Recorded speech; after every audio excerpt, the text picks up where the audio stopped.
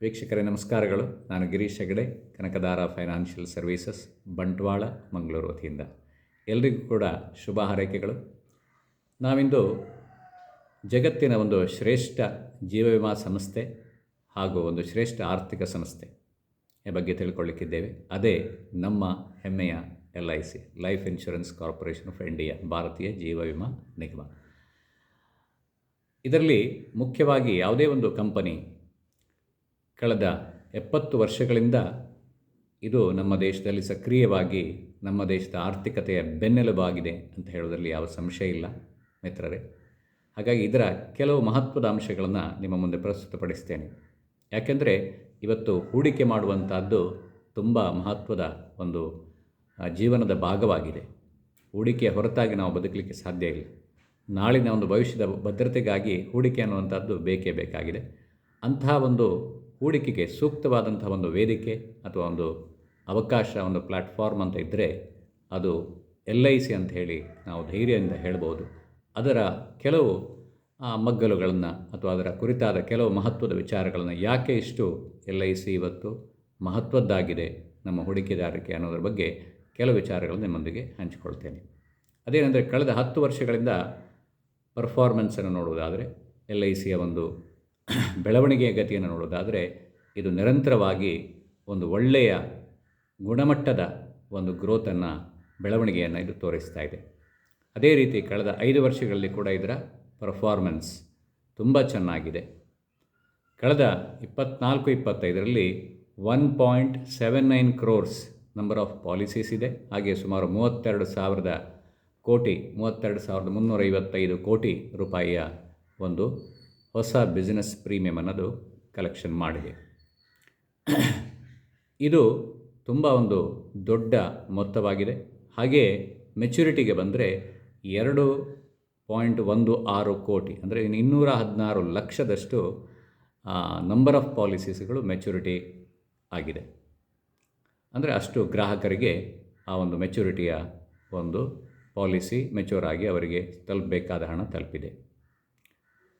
ಇನ್ನು ಅದರಲ್ಲಿ ಬರುವಂಥ ಅಮೌಂಟ್ ಎಷ್ಟು ಅಂತ ಕೇಳಿದರೆ 2,40,000 ಕೋಟಿ. 2,40,000 ಕೋಟಿ. ಯಾಕೆ ಈ ಫಿಗರನ್ನು ಮತ್ತೆ ಹೇಳ್ತಾ ಇದ್ದೇನೆ ಅಂದರೆ, ಇದು ತುಂಬ ಬಹುದೊಡ್ಡ ಒಂದು ಮೊತ್ತವಾಗಿದೆ. ಇಡೀ ನಮ್ಮ ದೇಶದ ಅನೇಕ ಜೀವ ವಿಮಾ ಕಂಪನಿಗಳ ಒಂದು ಲೈಫ್ ಫಂಡ್ ಕೂಡ ಅಷ್ಟು ಇರೋದಿಲ್ಲ ಅನ್ನುವಂಥದ್ದು ಒಂದು ವಾಸ್ತವವಾದ ಸತ್ಯ. ಹಾಗಾಗಿ 2.4 ಲಕ್ಷ ಕೋಟಿಯಷ್ಟು ಹಣವನ್ನು ಇದು ಮೆಚುರಿಟಿ ಕ್ಲೇಮ್ಸಿನ ರೀತಿಯಲ್ಲಿ LIC ಇವತ್ತು ಕೊಟ್ಟಿದೆ. ಅದೇ ರೀತಿ ಡೆತ್ ಕ್ಲೇಮ್ಸ್ಗೆ ಬಂದರೆ ಒಂದು 5% ಇನ್ ಕೇಸ್ ಆಫ್ ನಂಬರ್ಸ್ ದೃಷ್ಟಿಯಿಂದ ನೋಡೋದಾದರೆ ಒಂದು 5% ಅಷ್ಟು, ಅಂದರೆ 9.33 ಲಕ್ಷ ಅಷ್ಟು ಕ್ಲೇಮ್ಸನ್ನು, ಡೆತ್ ಕ್ಲೇಮ್ಸನ್ನು ಕೊಟ್ಟಿದೆ. ಇದು ಕೂಡ ತುಂಬ ದೊಡ್ಡ ಒಂದು ಸಂಖ್ಯೆ ಆಗಿದೆ ಉಳಿದ ಜೀವ ವಿಮಾ ಕಂಪನಿಗಳಿಗೆ ಕಂಪೇರ್ ಮಾಡಿದರೆ.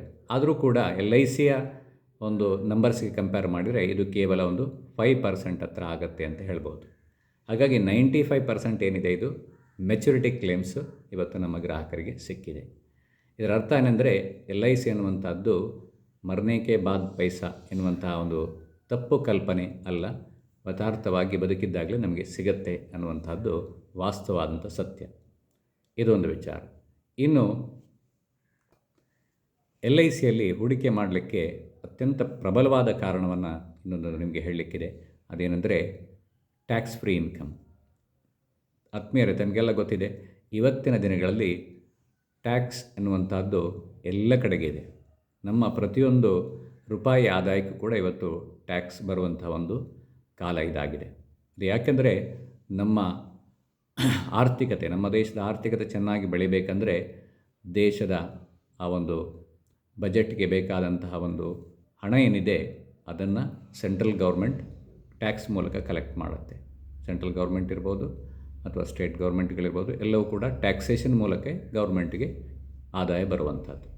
ಹಾಗಿರುವಾಗ ಏನಾಗ್ತದೆ, ಯಾವುದೇ ಒಂದು ಗ್ರೋಯಿಂಗ್ ಎಕಾನಮಿಯಲ್ಲಿ, ನಮ್ಮ ದೇಶ ಇವತ್ತು ಫಾಸ್ಟೆಸ್ಟ್ ಗ್ರೋಯಿಂಗ್ ಎಕಾನಮಿ, ನಮ್ಮ ದೇಶದ ಆರ್ಥಿಕತೆ ವೇಗವಾಗಿ ಬೆಳೀತಾ ಇದೆ. ಅದರ ಅರ್ಥ ಆ ಒಂದು ಹೂಡಿಕೆ ಕೂಡ ಜಾಸ್ತಿ ಆಗುತ್ತೆ. ಅಂದರೆ ಗೌರ್ಮೆಂಟ್ ಕಡೆಯಿಂದ, ಸರ್ಕಾರದ ಕಡೆಯಿಂದ ಆ ಒಂದು ಇನ್ಫ್ರಾಸ್ಟ್ರಕ್ಚರ್ ಇರ್ಬೋದು, ಅಥವಾ ಇನ್ಯಾವುದೇ ರೀತಿಯ ಫೆಸಿಲಿಟೀಸ್ ಇರ್ಬೋದು, ಅಥವಾ ಸೋಷಿಯಲ್ ಸೆಕ್ಯೂರಿಟಿ ಸ್ಕೀಮ್ಸ್ಗಳಿರ್ಬೋದು.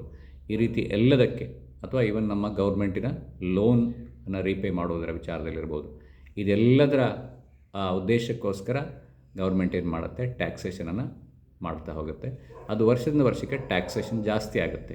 ಮುಂದಿನ 10-15 ವರ್ಷಗಳಲ್ಲಿ ನಮ್ಮ ದೇಶದ ಮ್ಯಾಕ್ಸಿಮಮ್ ಟ್ಯಾಕ್ಸ್ ಸ್ಲ್ಯಾಬ್, ಅಂದರೆ ಇನ್ಕಮ್ ಟ್ಯಾಕ್ಸ್ ಸ್ಲ್ಯಾಬ್ ನಾನು ಹೇಳ್ತಾ ಇರುವಂಥದ್ದು, ಸುಮಾರು 45-50% ಕೂಡ ಹೋಗುತ್ತೆ. ಇವಾಗ ನ್ಯೂ ಟ್ಯಾಕ್ಸ್ ರಿಜಿಮಲ್ಲಿ 30% ಇದೆ ಅನ್ನುವಂಥದ್ದು ನಮಗೆ ಗೊತ್ತಿದೆ. ಇದು ಮುಂದೆ ಜಾಸ್ತಿ ಆಗ್ತಾ ಇನ್ನೊಂದು 15 ವರ್ಷಗಳಲ್ಲಿ ಸುಮಾರು 50% ಕೂಡ ದಾಟುವ ಎಲ್ಲ ಸಾಧ್ಯತೆಗಳಿದೆ. ಯಾಕೆಂದರೆ ಇದು ಎಲ್ಲ ಮುಂದುವರೆದ ದೇಶಗಳಲ್ಲಿ, ಅಂದರೆ ಡೆವಲಪ್ಡ್ ಕಂಟ್ರೀಸಲ್ಲಿ ಇದು ಈಗಾಗಲೇ ಆಗಿದೆ. ಅಲ್ಲೆಲ್ಲ 50, 52, 55% ಕೂಡ ಟ್ಯಾಕ್ಸೇಷನ್ ಇದೆ. ಇಲ್ಲಿ ನಮಗೆ ಏನು ಒಂದು ಮಹತ್ವದ ವಿಚಾರ ಏನಿದೆ ಅಂದರೆ, 5 ಲಕ್ಷದವರೆಗೆ up to 5 lakh per annum, 5 ಲಕ್ಷದವರೆಗೆ ಒಂದು ವರ್ಷದಲ್ಲಿ ನಾವು ಹೂಡಿಕೆಯನ್ನು ಮಾಡಿದರೆ, ಮುಂದೆ ನಾವು ತೆಗೆದುಕೊಳ್ಳುವಂತಹ ಮೆಚುರಿಟಿ 10 ವರ್ಷ ನಂತರ ಇರ್ಬೋದು, 15 ವರ್ಷ ನಂತರ ಇರ್ಬೋದು, ಅಥವಾ 20 ವರ್ಷ ನಂತರ ಹೀಗೆ ಇರ್ಬೋದು, ಅಥವಾ ಜೀವನಮಾನ ಪರ್ಯಂತ ನಾವು ತೆಗೆದುಕೊಳ್ಳುವಂತಹ ಆ ರಿಟರ್ನ್ಸ್ ಇರ್ಬೋದು. ಇದೆಲ್ಲವೂ ಕೂಡ ಏನಾಗುತ್ತೆ ಅಂದರೆ, ನಮಗೆ ಟ್ಯಾಕ್ಸ್ ಫ್ರೀ ಆಗಿ ಪಡ್ಕೊಳ್ಳಿಕ್ಕೆ ಇಲ್ಲಿ ಅವಕಾಶ ಇದೆ. ಇದು ತುಂಬ ಒಂದು ಗೋಲ್ಡನ್ ಅಪಾರ್ಚುನಿಟಿ, ಒಂದು ಗೋಲ್ಡನ್ ವಿಂಡೋ ಅಂತ ಹೇಳಲಿಕ್ಕೆ ಇಷ್ಟಪಡ್ತೇನೆ. ಯಾಕೆಂದರೆ ಇದು ಮೇ ಬಿ 1 ವರ್ಷದಲ್ಲಿ, ಅಥವಾ ಅದಕ್ಕಿಂತ ಕಡಿಮೆ ಅವಧಿಯಲ್ಲಿ, ಅಥವಾ 1-2 ವರ್ಷದಲ್ಲಿ ಇದು ಈ ಒಂದು ಅವಕಾಶ ನಮಗೆ ಕೈ ತಪ್ಪಿ ಹೋಗ್ಬೋದು. ಹಾಗಾಗಿ ಈಗ ಸದ್ಯಕ್ಕೆ ಇದು 5 ಲಕ್ಷದವರೆಗೆ ನಾವು 1 ವರ್ಷದಲ್ಲಿ LICಯ ಯಾವುದೇ ಒಂದು ಯೋಜನೆಯಲ್ಲಿ ಹೂಡಿಕೆಯನ್ನು ಮಾಡಿದರೆ, ಅದು ಮುಂದೆ ನಮಗೆ ಸಿಗುವಂತಹ ಒಂದು ಮೆಚುರಿಟಿ ಏನಿದೆ, ಇದು ಟ್ಯಾಕ್ಸ್ ಫ್ರೀಯಾಗಿ ಸಿಗಲಿಕ್ಕಿದೆ ಬಂಧುಗಳೇ. ಹಾಗೆ ಇನ್ನೊಂದು ಅದರಲ್ಲಿ ಯುಲಿಪ್ ಅಂತ ಇರುತ್ತೆ, ಅಂದರೆ ಯೂನಿಟ್ ಲಿಂಕ್ಡ್ ಇನ್ಶೂರೆನ್ಸ್ ಪ್ಲ್ಯಾನ್ ಅಂತ ಹೇಳಿ. It is just like mutual fund, it is nothing but mutual fund given by LIC. ಅಂತಹ ಒಂದು ಯುಲಿಪ್ ಪ್ಲ್ಯಾನ್ಗಳಲ್ಲಿ ಕೂಡ ನಾವು ಹೂಡಿಕೆಯನ್ನು ಮಾಡ್ಬೋದು. ಅದರ ಮೂಲಕ ಕೂಡ ನಾವು ಟ್ಯಾಕ್ಸ್ ಫ್ರೀ ಆದ ಇನ್ಕಮನ್ನು ಪಡಿಬೋದು. ಅಂದರೆ ಮಾರ್ಕೆಟಿನ ಅಡ್ವಾಂಟೇಜ್, ಅಂದರೆ ಷೇರು ಮಾರುಕಟ್ಟೆಯ ಆ ಒಂದು ಲಾಭವನ್ನು ನಾವು ಗಳಿಸ್ಬೋದು. ಅದರ ಮೂಲಕ ಮ್ಯೂಚುವಲ್ ಫಂಡಲ್ಲಿ ಯಾವ ರೀತಿ ನಮಗೆ ಒಂದು ಇನ್ಕಮನ್ನು ನಾವು ಪಡೆದುಕೊಳ್ಬೋದು, ಅದೇ ರೀತಿ ಇಲ್ಲೂ ಕೂಡ ಒಂದು ಹೆಚ್ಚಿನ ಆದಾಯವನ್ನು ಪಡೆದುಕೊಂಡು ಟ್ಯಾಕ್ಸ್ ಫ್ರೀ ಆಗಿ ಅದನ್ನು ಪಡ್ಕೊಳ್ಬೋದು. ಯಾಕಂದರೆ ಯಾವುದೇ ರೀತಿಯ ಮ್ಯೂಚುವಲ್ ಫಂಡಲ್ಲಿ ನಾವು ಇನ್ವೆಸ್ಟ್ ಮಾಡಿದಾಗ ಅಲ್ಲಿ LTCG ಅಪ್ಲೈ ಆಗುತ್ತೆ, long term capital gain tax apply ಆಗುತ್ತೆ. ಅದು ಈಗಾಗಲೇ 12.5% ಇದೆ, ಪ್ಲಸ್ ಸರ್ಚಾರ್ಜ್ ಪ್ಲಸ್ ಸೆಸ್ ಇದೆ. ಸೊ ಇದೆಲ್ಲ ಸೇರುವಾಗ ಹತ್ತಿರ 15% ಅಲ್ಲಿಗೆ ಅದು ಟ್ಯಾಕ್ಸೇಷನಲ್ಲಿ ಬರುತ್ತೆ. ಇವಾಗ 2026ರಲ್ಲಿ, ಅಂದರೆ ಇನ್ನು ಮುಂದೆ ನಾವು ಮೆಚುರಿಟಿ ಮಾಡಿ ತಗೊಳ್ಳುವಾಗ, ಅಂದರೆ ಸುಮಾರು 10, 15, 20 ವರ್ಷದ ನಂತರ ನಾವು ಅದನ್ನು ತಗೊಳ್ಳಿಕ್ಕೆ ಹೋಗುವಾಗ ಆ ಒಂದು ಸ್ಲ್ಯಾಬ್ ಏನಿರುತ್ತೆ ಇದು ಡೈರೆಕ್ಟ್ ಟ್ಯಾಕ್ಸ್ ಆಗಿರುತ್ತೆ. ಇದು ಕನಿಷ್ಠ 30%ವರೆಗೆ ಹೋಗಿರುತ್ತೆ ಬಂಧುಗಳೇ. ಹಾಗಾಗಿ ನಮಗೆ 1 ಕೋಟಿ ರೂಪಾಯಿ ಮೆಚುರಿಟಿ ಸಿಗಲಿಕ್ಕಿದ್ರೆ, ಅಥವಾ ಒಂದು ಗೇನ್ ಸಿಗಲಿಕ್ಕಿದ್ರೆ 30% ಅಂದರೆ 30 ಲಕ್ಷವನ್ನು ನಾವು ಟ್ಯಾಕ್ಸ್ ಆಗಿ ಪೇ ಮಾಡಬೇಕಾಗ್ಬೋದು. ಇದು ಒಂದು ಮುಂದಿನ ಒಂದು ಪ್ರೊಜೆಕ್ಷನ್ ನಾನು ನಿಮಗೆ ಹೇಳ್ತಾ ಇರುವಂಥದ್ದು. ಅದೇ ರೀತಿ ಇಲ್ಲಿ ಹೂಡಿಕೆ ಮಾಡಿದರೆ, ಅದೇ ಹಣವನ್ನು ಯುಲಿಪ್ಪಲ್ಲಿ ಹೂಡಿಕೆ ಮಾಡಿದರೆ LICಯಲ್ಲಿ ವರ್ಷಕ್ಕೆ 2.5 ಲಕ್ಷದಷ್ಟು ಹೂಡಿಕೆಯನ್ನು ಮಾಡಿ, ಮುಂದೆ ನಾವು ಅದರ ಮೆಚುರಿಟಿಯನ್ನು ಸಂಪೂರ್ಣವಾಗಿ ಟ್ಯಾಕ್ಸ್ ಫ್ರೀ ಆಗಿ ತಗೊಳ್ಳುವಂಥ ಒಂದು ಅವಕಾಶ ಇವತ್ತಿಗೂ ಇದೆ. ಹಾಗಾಗಿ ಇವತ್ತಿನ ಈ ಒಂದು ಹೂಡಿಕೆಯ ಸನ್ನಿವೇಶದಲ್ಲಿ ಎಲ್ಲ ಕಡೆಗೆ ಟ್ಯಾಕ್ಸೇಷನ್ ಇರುವಾಗ ನಮಗೆ ಟ್ಯಾಕ್ಸ್ ಫ್ರೀ ಆಗಿ ಇನ್ಕಮನ್ನು, ಆದಾಯವನ್ನು ತೆಗೆದುಕೊಳ್ಳಿಕ್ಕೆ ಒಂದು ಗೋಲ್ಡನ್ ಅಪಾರ್ಚುನಿಟಿ ಇದ್ದರೆ ಅದು LICಯ ಹೂಡಿಕೆಗಳಲ್ಲಿ. ಕನ್ವೆನ್ಷನಲ್ ಪ್ಲ್ಯಾನಲ್ಲಿ 5 ಲಕ್ಷದವರೆಗೆ ಅಂಡರ್ ಸೆಕ್ಷನ್ 1010D ಇನ್ಕಮ್ ಟ್ಯಾಕ್ಸಿನ ಆ್ಯಕ್ಟ್ನ ಪ್ರಕಾರ, ಸೆಕ್ಷನ್ 1010Dಯ ಪ್ರಕಾರ ನಮ್ಮ ಹೂಡಿಕೆ 1 ವರ್ಷಕ್ಕೆ 5 ಲಕ್ಷದವರೆಗೆ ನಾವು ಮಾಡಿ, ಮುಂದೆ ನಾವು ಅದರಿಂದ ಮೆಚುರಿಟಿಯನ್ನು ಟ್ಯಾಕ್ಸ್ ಫ್ರೀಯಾಗಿ ತಗೊಳ್ಬೋದು. ಇನ್ನೊಂದು ಮಹತ್ವದ ವಿಚಾರ ಅಂದರೆ ರೆಪೋ ರೇಟ್. ನಮ್ಮ ದೇಶದ ಒಂದು ಸೆಂಟ್ರಲ್ ಬ್ಯಾಂಕ್ ಏನಿದೆ, ಇದು ರಿಸರ್ವ್ ಬ್ಯಾಂಕ್ ಆಫ್ ಇಂಡಿಯಾ ಇದೆ, RBI ಇದೆ. ಇದು ನಮ್ಮ ದೇಶದ ಆರ್ಥಿಕತೆಯನ್ನು ನಿಯಂತ್ರಣ ಮಾಡುತ್ತೆ. ಇದು ಇಡೀ ನಮ್ಮ ದೇಶದ ಒಂದು ಆರ್ಥಿಕತೆಗೆ ಒಂದು ರೇಟನ್ನು ಫಿಕ್ಸ್ ಮಾಡುತ್ತೆ. ಅದನ್ನು ರೆಪೋ ರೇಟ್ ಅಂತ ಹೇಳ್ತಾರೆ. ಅಂದರೆ ಅದು RBI ಉಳಿದ ಬ್ಯಾಂಕುಗಳಿಗೆ ನೀಡುವಂತಹ ಸಾಲದ ಮೇಲಿನ ಬಡ್ಡಿ ದರ ಆಗಿರುತ್ತೆ. ಅದರ ದರ ಈಗ ಕಳೆದ ವರ್ಷ 6.5 ಇತ್ತು ಬಂಧುಗಳೇ. ಅದೀಗ ಕಡಿಮೆ ಆಗ್ತಾ 5.25ಕ್ಕೆ ಬಂದಿದೆ. ಇದು ಮುಂದೆ ಕಡಿಮೆ ಆಗಲಿಕ್ಕಿದೆ. ಈಗಾಗಲೇ 2000 ಇಸ್ವಿಯಲ್ಲಿ 14% ಇದ್ದದ್ದು 2010 ಹೊತ್ತಿಗೆ 8-9% ಬಂದಿದೆ. ಆಮೇಲೆ 2020ಕ್ಕೆ 4% ಬಂದಿದೆ. ತತ್ಕಾಲಕ್ಕೆ ಉಕ್ರೇನ್ ಕ್ರೈಸಿಸ್ ಮತ್ತು ಕೊರೋನಾ ಕ್ರೈಸಿಸ್ ಸಂದರ್ಭದಲ್ಲಿ ಸ್ವಲ್ಪ ಜಾಸ್ತಿ ಮಾಡ್ತಾ 6.5ವರೆಗೆ ಹೋಗಿತ್ತು 2023ರಲ್ಲಿ. ಅದನ್ನು ಈಗ ಪುನಃ ಕಡಿಮೆ ಮಾಡಲಾಗ್ತಾ ಇದೆ. ಯಾಕೆಂದರೆ ನಮ್ಮ ಆರ್ಥಿಕತೆಯನ್ನು ಬೆಳೆಸುವ ಉದ್ದೇಶದಿಂದ, ಅಂದರೆ ಇನ್ವೆಸ್ಟರ್ ಫ್ರೆಂಡ್ಲಿ ಅಟ್ಮಾಸ್ಫಿಯರನ್ನು ಸೃಷ್ಟಿ ಮಾಡೋಕ್ಕೋಸ್ಕರ ಏನು ಮಾಡ್ತಾಯಿದ್ರೆ, ಬಿಸ್ನೆಸ್ ಲೋನ್ ಕಡಿಮೆ ಆಗಬೇಕಂತ ಹೇಳಿ ಆ ಒಂದು ರೆಪೋ ರೇಟನ್ನು ಕಡಿಮೆ ಮಾಡ್ತಾ ಬರ್ತಾರೆ. ರೆಪೋ ರೇಟ್ ಕಡಿಮೆ ಮಾಡ್ತಾ ಬಂದಾಗ ಆ ರೆಪೋ ರೇಟ್ ಬೇಸಿಸ್ ಮೇಲೆ ನಮ್ಮ FD ರೇಟ್ ಇರುತ್ತೆ, ನಮ್ಮ ಹೌಸಿಂಗ್ ಲೋನ್ ರೇಟ್ ಇರುತ್ತೆ, ಅಥವಾ ಬಿಸ್ನೆಸ್ ಲೋನ್ ರೇಟ್ ಇರುತ್ತೆ, ಅಥವಾ ಪೆನ್ಷನ್ ರೇಟ್ ಇರುತ್ತೆ. ಸೊ ರೆಪೋ ರೇಟ್ ಕಡಿಮೆ ಆಗ್ತಾ ಬಂದಾಗೆ ಏನಾಗುತ್ತೆ ಅಂದರೆ, ನಮ್ಮ ಲೋನ್ ರೇಟ್ಗಳು ಕಡಿಮೆ ಆದಾಗ ಇನ್ವೆಸ್ಟರ್ಸ್ಗಳು ಮುಂದೆ ಬಂದು ಆರ್ಥಿಕತೆಯ ಒಂದು ಬೆಳವಣಿಗೆ ಮಾಡಲಿಕ್ಕೆ ಅವರು ಸಹಾಯ ಆಗುತ್ತೆ. ಆ ದೃಷ್ಟಿಯಿಂದ ಇದಾಗುವಾಗ ಏನಾಗುತ್ತೆ, ನಮ್ಮ ಉಳಿದ ಎಲ್ಲ ರಿಟರ್ನ್ಸ್ಗಳು ಕೂಡ ಕಡಿಮೆ ಆಗ್ತಾ ಹೋಗುತ್ತೆ. ಆದರೆ ಇವತ್ತಿಗೂ ಕೂಡ LICಯಲ್ಲಿ ನಮಗೆ ರಿಟರ್ನ್ಸ್ 5-6% ಸಿಗ್ತಾ ಇದೆ.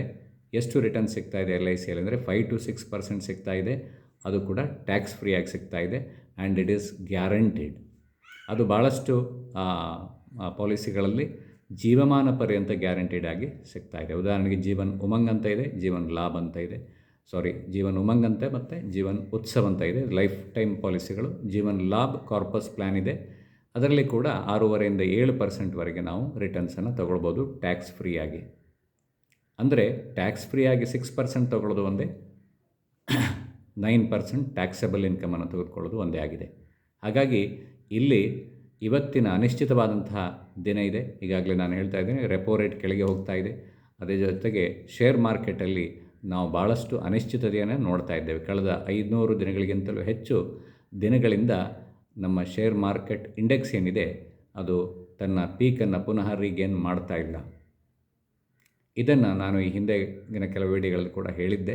ಭಾಳಷ್ಟು ದೇಶಗಳಲ್ಲಿ ಒಂದು ದೇಶ ಅಭಿವೃದ್ಧಿ ಹೊಂದ್ತಾ ಇರುವಾಗ ಅಥವಾ ಅಭಿವೃದ್ಧಿ ಹೊಂದಿದ ಸಂದರ್ಭದಲ್ಲಿ ಏನಾಗ್ತಾಯಿದೆ, ತುಂಬ ವರ್ಷ ಇದು ಶೇರ್ ಮಾರ್ಕೆಟ್ ಇಂಡೆಕ್ಸು ಕೆಳಗಡೆ ಹೋಗ್ಬೋದು, ನೆಗೆಟಿವಲ್ಲಿ ಇರ್ಬೋದು.